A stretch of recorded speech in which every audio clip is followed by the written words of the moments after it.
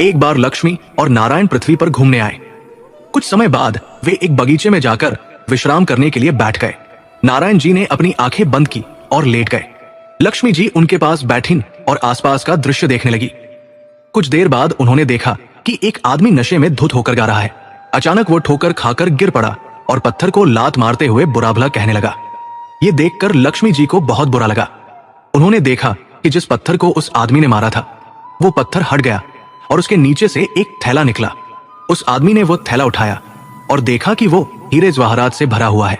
वो प्रसन्न होकर नाचने लगा और उस थैले को अपने पास रख लिया। ये देखकर लक्ष्मी जी चकित रह गई। उन्होंने देखा कि वो आदमी झूठा, चोर और शराबी है, फिर भी भगवान ने ऐसे अधर्मी व्यक्ति को इतना बड़ा वरदान क्यों दिया।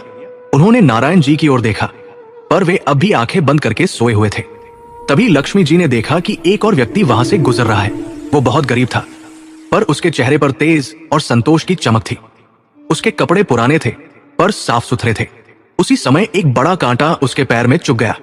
पैर से खून बहने लगा। उस व्यक्ति ने साहसपूर्वक कांटा निकाला, कपड़े से बांधा और भगवान का धन्यवाद किया। वो लंगड़ाता हुआ चल पड़ा। ये देखकर लक्ष्मी जी बहुत हैरान हुई।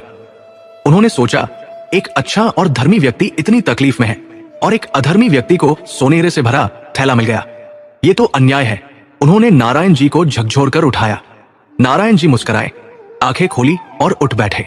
लक्ष्मी जी ने पूरी घटना सुनाई और पूछा, प्रभु आपने ऐसा क्यों किया? नारायण जी ने शांत स्वर में कहा, देवी, लोग मेरे कार्य करने का तरीका नहीं समझते।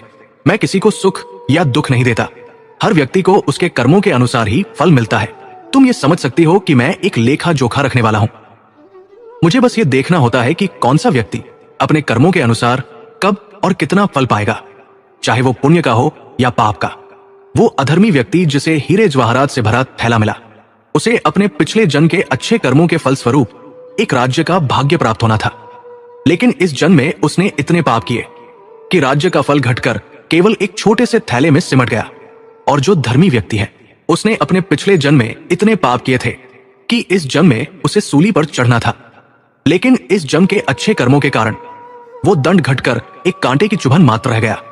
हर दुख कोई सजा नहीं होता, कभी कभी वो पिछले पापों का अंत होता है। इसलिए जो भी मिले उसे ईश्वर की इच्छा मानकर स्वीकार करो, क्योंकि भगवान का लेखा जोखा कभी गलत नहीं होता। सच्चा ज्ञानी वही होता है जो पीड़ा में भी दुखी नहीं होता, जो भगवान को दोष नहीं देता, बल्कि हर कष्ट को भगवान की इच्छा मानकर सहन करता है। वो सोचता है कि इसमें भी कोई भलाई छिपी होगी और वो भगवान का धन्यवाद करता है। जय श्री हरि।